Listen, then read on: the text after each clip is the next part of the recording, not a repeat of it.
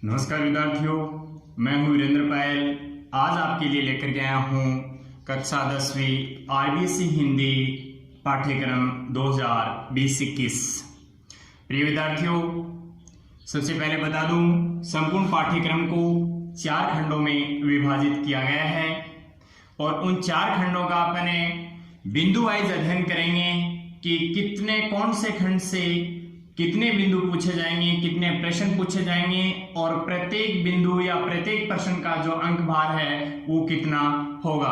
तो आइए सबसे पहले देखते हैं अपन खंड क।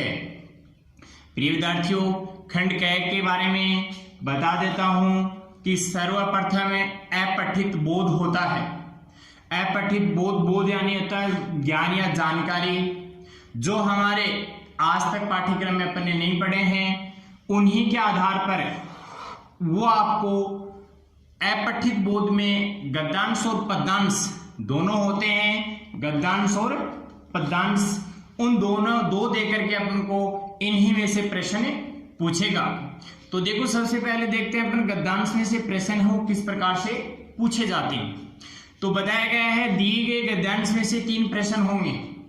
अपन को कोई भी कहानी, किसी भी कहानी, कोई नाटक, किसी भी गद्यांश का कोई एक पेरा दे दिया जाएगा और वो पेरा में से उसी पेरा में से अपन को प्रश्न पूछे जाएंगे। प्रिय विद्यार्थियों, ध्यान रहे, ये अपना उससे पहले पढ़ा हुआ नहीं है, ये अपना कौशल यानी स्वविवेक पर निर्भर करता है। क्यों?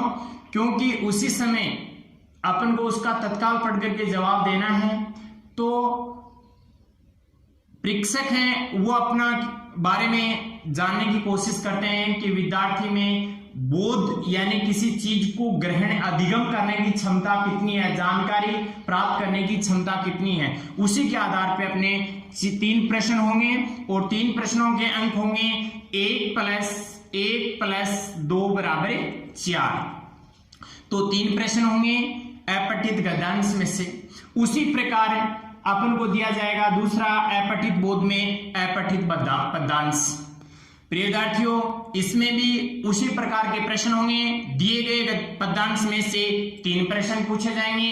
इसमें कोई भी कविता होगी, कविता की पंक्तियां होंगी और उन कविता की पंक्तियों के आधार पर अपन से प्रश्न पूछे जाएंगे और वो प्रश्नों की संख्या भी कितनी होगी?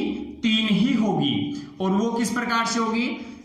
1 + 1 + 2 = 4। इसका मतलब इसका अंक भार भी कितना होगा? अपठित पद्यांश का अंक भार भी कितना होगा? 4 ही होगा। अब देखो, दूसरी बात करते हैं अपने खंड क की। दूसरा भाग अपना खंड ख की बात करते हैं। अब देखो, इसमें क्या है? रचना। इसमें बताया गया है रचना। अब यहां तो बता दिया गया अपठित बोध और यहां है रचना। रचना का अर्थ होता है बनाना या निर्माण करना। रचना का अर्थ क्या होता है? बनाना या निर्माण करना। अब देखो प्रिय विद्यार्थियों, अपन को कोई भी विषय देकर के अपन से उस विषय के बारे में बनाना पड़ेगा, यानी कुछ भी बनवा सकते हैं। कुछ भी बनाने का मतलब है जो अपन को बिंदु दिए हुए हैं वही चीजें अपन को बनानी है, लिखनी है। तो इसमें पहला प्रश्न पूछा जाएगा निबंध लेखन। पहला प्रश्न क्या पूछा जाएगा? निबंध लेखन। इसका मतलब है इसमें हमें एक निबंध तैयार करना है, बनाना है और वो है दिए गए बिंदुओं में से किसी एक विषय पर। तो इसका मतलब है किसी एक विषय के बारे में बता रहा, तो किसी एक विषय पर बताया जा रहा, तो अपन को कई बिंदु दिए जाएंगे, 2, 3, 5 बिंदु दिए जाएंगे। उनमें से अपन को कोई एक बिंदु का चुनाव करना है, एक विषय को चुनना है जिस विषय के ऊपर अपनी अच्छी जानकारी है, अच्छी पकड़ है, उस विषय के बारे में अपन अच्छे तरीके से जानते हैं। उसके ऊपर अपन क्या करेंगे? अगले ने कहा किसी एक विषय पर 300 शब्दों में कितने? अब उन्होंने शब्द सीमा भी निर्धारित कर दी है कि 300 शब्दों के लगभग होने चाहिए। अब 300 में से वो 320 भी हो सकते हैं, अधिकतम हो तो 340 भी हो सकते हैं, उधर 290 भी रह सकते हैं। लेकिन इन्होंने लगभग बोल दिया, यानी लगभग बता दिया 300 शब्दों में लिखना। निश्चित नहीं कि उसको आप गिनती करके 300 शब्द ही लिखें, नहीं। जो बिंदु आप लिखने जा रहे हो, जो आपकी विचार आप लिखने जा रहे हो, जो आप वाक्य लिखने जा रहे हो, उसको अच्छे तरीके से पूरा करें। चाहे बिंदु उसमें 300 शब्द की बजाय चाहे 320 शब्द क्यों नहीं आ जाए। विकल्प दे होगा, क्योंकि किसी एक पर पूछा जा रहा है तो निश्चित सी बात है विकल्प दे होगा। इसका अंक बार होगा 8। प्रिय विद्यार्थियों, बाकी अपन निबंध लेखन में चर्चा करेंगे अध्याय में, लेकिन मैं पहले से बता देता हूं कि निबंध वो ही सबसे ज्यादा प्रभावी होता है जिसके अंदर स्लोगन यानी नारे, क्योंकि किसी भी चीज को समझाने के लिए गागर में सागर भरने की आवश्यकता होती है। हिंदी के अंदर गागर में सागर भरने की आवश्यकता अर्थात होती है, अर्थात किसी भी चीज को कम शब्दों में अधिक से अधिक कहा जाए। तो इसके अंदर अपन स्लोगन का प्रयोग करेंगे तो ये अपना निबंध है, ये बड़ा ही प्रभावी तरीके से होगा। और स्लोगन होते हैं वो विषय के अनुसार अलग अलग होते हैं, जैसे पानी संकट के ऊपर कोई आ जाए, भ्रष्टाचार के ऊपर को आ जाए, कन्या भ्रूण हत्या पर आ जाए, अंतरराष्ट्रीय संबंधों पर आ जाए, यानी किसी भी विषय पर आता है तो उसी से संबंधित, या स्वच्छता पर आ जाए तो उसी से संबंधित क्या होता है, उसमें नारा होता है।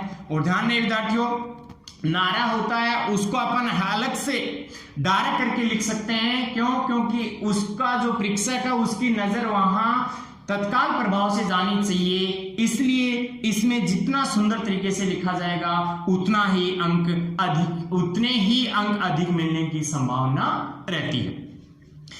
निबंध लेखन के बाद में आता है दूसरा पत्र लेखन। अब देखो इसमें भी रचनाएं करनी है, बनाना, तैयार करना है, निर्माण करना है, तो इसमें आता है दूसरा पत्र लेखन। अब देखो पत्र होते हैं कार्यालय व व्यवसायिक पत्र। देखो पत्र दो प्रकार के होते हैं, यहां पे जो सिलेबस में दिए गए वो है कार्यालय या व्यवसायिक पत्र। अब देखो विद्यार्थियों, आपको पता है कार्यालय यानी एक कार्यालय से, एक विभाग से, एक ऑफिस से दूसरे ऑफिस के लिए जो पत्र दिए जाते हैं वो कार्यालय पत्र कहलाते हैं। या अपन एक सामान्य जन होकर के वो किसी कार्यालय को पत्र भेजते हैं, वो भी कार्यालय पत्र के अंतर्गत। इसका मतलब किसी भी कार्यालय को भेजे जाने वाले पत्र को कार्यालय पत्र कहा जाता है। अब देखो कार्यालय पत्र में क्या होता है, जैसे आपके गली मोहल्ले में या तो कोई शोर शराबा है, परीक्षा के समय आप पढ़ नहीं पा रहे हो और उसके लिए आपके गली में, आपके मोहल्ले में, आपके गांव में, आपके शहर में कोई लाउड स्पीकर बजता है, तो उसकी शिकायत से संबंधित अपन पत्र लिख सकते हैं। उसके बाद में है स्वच्छता से संबंधित, आपके गली मोहल्ले, आपके वार्ड के अंदर, आपके जो शहर है उसके अंदर गंदगी बहुत फैली हुई होती है, तो उसके लिए भी अपन पत्र लिख सकते हैं। तो वो कहते हैं कार्यालय पत्र होते हैं। दूसरा पत्र बताया गया व्यवसायिक पत्र। व्यवसाय का नाम होता है व्यापारिक, यानी अब जैसे आप कोई दुकानदार हैं और आप किसी बड़ी संस्थान से या बड़ी जो होलसेल की दुकानें हैं उनसे आप कुछ बुक खरीदना चाहते हैं, कुछ पुस्तक खरीदना चाहते हैं, तो उसके लिए आप पत्र भेज सकते हैं। तो क्योंकि व्यापारिक हुआ है, व्यवसायिक का मतलब होता है व्यवसाय है, व्यापार है, बुक उनसे खरीदोगे आप बेचोगे, तो इसका मतलब आप वहां क्या हो, एक व्यवसायिक हो, यानी एक व्यापारी हो, तो इसीलिए इसको व्यावसायिक पत्र बोला गया है। उसका अंक बार कितना होगा, 4। खंड, अगला खंड आता है खंड ग।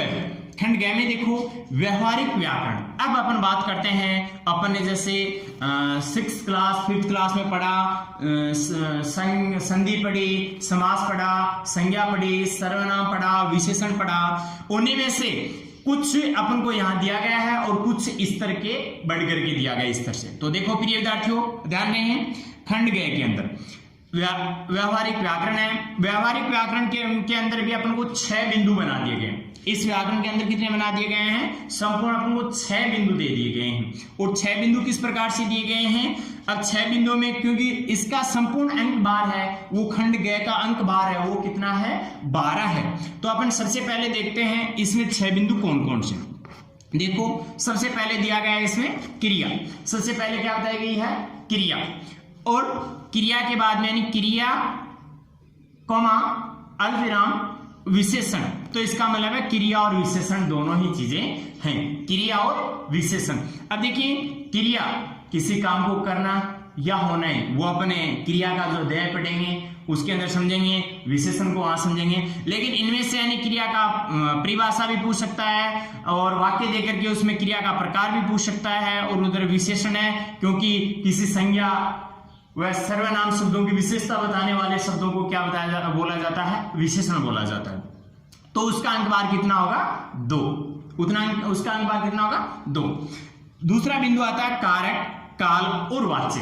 ये एक ही वाक्य के अंदर आपसे पूछ लिए जाएंगे, कारक कौन सा है, काल कौन सा है, वाच्य कौन सा है। तो इसमें ये भी अपन अपनी कक्षा में यानी कारक, काल और वाच्य की जो अध्याय हैं उनमें समझेंगे।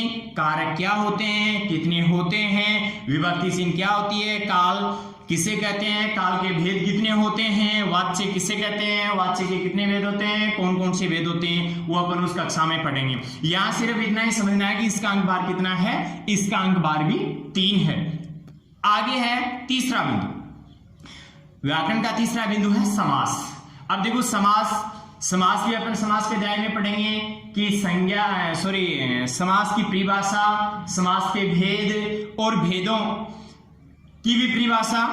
तो उस प्रकार से अपन देखा जाए तो इसका अंक भार भी कितना है, 2 है। प्रिय विद्यार्थियों, अगला चौथा बिंदु है वाक्य शुद्धि। अब देखो आपने 9th आरबीएससी में पढ़ा होगा शब्द शुद्धि, वो क्या था, शब्द शुद्धि। और अब अपन क्या पढ़ेंगे, वाक्य शुद्धि। अब देखो वाक्य है वो अशुद्ध होता है, वाक्य वो अशुद्ध होते हैं, वो किसी भी आधार पे हो सकते हैं, या तो वो लिंग के आधार पे हो सकते हैं, या वो वचन के आधार पे हो सकते हैं, या वो मतलब किसी भी आधार पे हो सकते हैं। तो वो अपन उस अध्याय के अंदर चर्चा करेंगे। पांचवा बिंदु है मुहावरा। मुहावरा है क्योंकि अपने प्राचीन लोकोक्ति और मुहावरे हैं, यानी मुहावरा उसका 2 अंक है और उधर लोकोक्ति है, लोक प्लस उक्ति, यानी लोगों के द्वारा कही गई जो उक्तियां हैं उनको लोकोक्ति बोला गया है। तो मुहावरे का अंक भार वो 2 है और लोकोक्तियों का अंक भार। अगला खंड है खंड घ। अब देखो खंड घ के अंदर क्या है, अपनी पाठ्य पुस्तक है जिसका नाम है क्षितिज, जिसका नाम है क्षितिज। अब देखो क्षितिज में से किस प्रकार से प्रश्न पूछे जाते हैं। अब संपूर्ण क्षितिज में से 6 प्रकार से अपन को प्रश्न पूछे जाएंगे और वो 6 प्रकार से प्रश्न हैं वो किस प्रकार से पूछे जाते हैं। तो सबसे पहले देखते हैं पहले प्रकार का। अब देखो पहले प्रकार में क्या बताया गया है कि एक व्याख्या गद्य भाग से जो विकल्प सहित होगी, अपने जो गद्य भाग के अध्याय हैं, गद्यांश हैं, उन अध्याय में से किसी भी एक अध्याय का अपना को पेरा देकर के उसकी सप्रसंग व्याख्या पूछी जाएगी। प्रिय विद्यार्थियों, सप्रसंग का मतलब होता है प्रसंग सहित, और प्रसंग के सहित पूछा जाता है। एक तो व्याख्या होती है तो उसका भावार्थ हो सकता है या उसकी छोटा रूप हो सकता है, लेकिन इसका ये बोल रहा है सप्रसंग व्याख्या, और सप्रसंग व्याख्या का मतलब है कि उसमें प्रसंग सहित, इसका मतलब सर्वप्रथम प्रसंग, और प्रसंग के अंदर क्या क्या आता है आपको विदित है कि प्रस्तुत जो अवतरण है उस पाठ्य पुस्तक का नाम, यानी जो गद्य भाग लिया गया है उस पाठ्य पुस्तक कौन सी पाठ्य पुस्तक से लिया गया है, और उस अध्याय के जो उस अध्याय का जो नाम है और उस अध्याय को लिखने वाले रचनाकार हैं उस रचनाकार का नाम। तो तीनों चीजें बतानी होती है, पाठ्य पुस्तक का नाम, उस रचनाकार का नाम और उस रचना का नाम, यानी उस पाठ का अध्याय का नाम क्या है। उसके बाद में आती है उसकी व्याख्या। व्याख्या उसकी करने के बाद में अपन उसमें तीसरा आता है विशेष। विशेष में उसकी भाषा शैली, उसमें जो वर्णन किस बात का किया गया है, और फिर जिस प्रकार से उसमें अलंकार आदि का प्रयोग किस प्रकार से किया गया है, उसमें कोई प्रभावी किस भाषा का प्रयोग हुआ है, कोई प्रभावी विशेष चीज कोई बताई जाती है, यानी विशेष यानी कोई विशेष बात बताई जाती है, उसका अपन को विशेष के अंदर 3 या 4 बिंदुओं के अंदर लिखना है। और विशेष जहां अपन व्याख्या करेंगे, व्याख्या के अध्याय में व्याख्या करेंगे तो वहां पढ़ेंगे कि किस प्रकार से एक अच्छी व्याख्या तैयार की जा सकती है।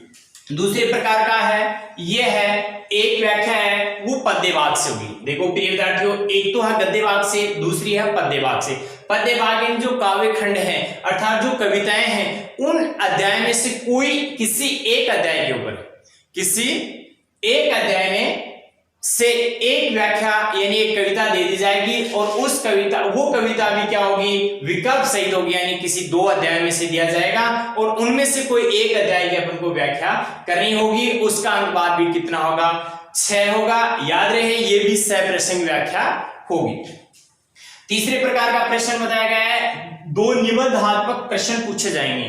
दो निबंधात्मक प्रश्न पूछे जाएंगे, वो क्या होंगे, एक तो गद्य भाग से होगा और एक पद्य भाग से होगा। इनमें भी क्या होगा, विकल्प होगा, दोनों में क्या होगा, विकल्प होगा। और जो दो प्रश्न पूछे जाएंगे वो प्रत्येक प्रश्न का अंक बार है वो 6 होगा, इसलिए 2 गुना 6 बराबर 12। चौथे प्रकार का प्रश्न है, 6 लघुत्तरात्मक प्रश्न पूछे जाएंगे।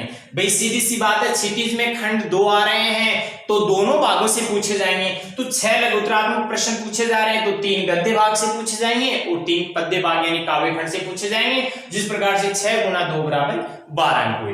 तो लघुत्तरात्मक प्रश्न जो पूछे जाएंगे उसके अंक कितने हुए, 12। उसके बाद में है पांचवें प्रकार का प्रश्न, किस प्रकार से 4 अति लघुत्तरात्मक यानी छोटे प्रश्न पूछे जाएंगे। वो छोटे प्रश्न किस प्रकार से पूछे जाएंगे, यानी एक एक पंक्तियों के उत्तर होंगे। तो 4 पूछे जाएंगे, वही 2 भाग हैं, तो 2 गद्य से पूछे जाएंगे, 2 पद्य से पूछे जाएंगे। तो इसका प्रत्येक प्रश्न का जो अंक बार है वो 1 होगा, इसलिए 4 गुना 1 बराबर 4। उसके बाद में है छठा, किस प्रकार का प्रश्न है, किन्हीं 2 रचनाकारों का परिचय। अब देखो रचनाकार यानी रचना को लिखने वाले, लेखक या कवि, कोई भी दोनों हो सकते हैं। और लेखक कहां होंगे, लेखक जहां गद्य भाग होगा वहां लेखक होगा, पद्य भाग यानी काव्य भाग होगा, कविताएं वाला भाग होगा वो कवि कहलाएगा। तो इसलिए किन्हीं 2 रचनाकारों का परिचय यानी कवि व लेखक का, और किन्हीं 2 का देना है तो 2 गुना 2 बराबर 4, यानी रचनाकारों का जो परिचय है, कवि लेखक परिचय है, उसका अंक बार कितना हुआ, 4। ये तो हुई अपनी पुस्तक क्षितिज की बात। अब देखो क्षितिज के अंदर भी क्या है, 2019-20 से एक नई विषय वस्तु जोड़ दी गई है, और एक नई विषय वस्तु का जिसका नाम है सड़क सुरक्षा शिक्षा। सड़क सुरक्षा शिक्षा ये जैसे अपने पाठ्यक्रम आया है 2018-19 उसमें से जोड़ दी गई है, 18-19 में ही जोड़ दी गई थी, जिसका नाम है सड़क सुरक्षा शिक्षा।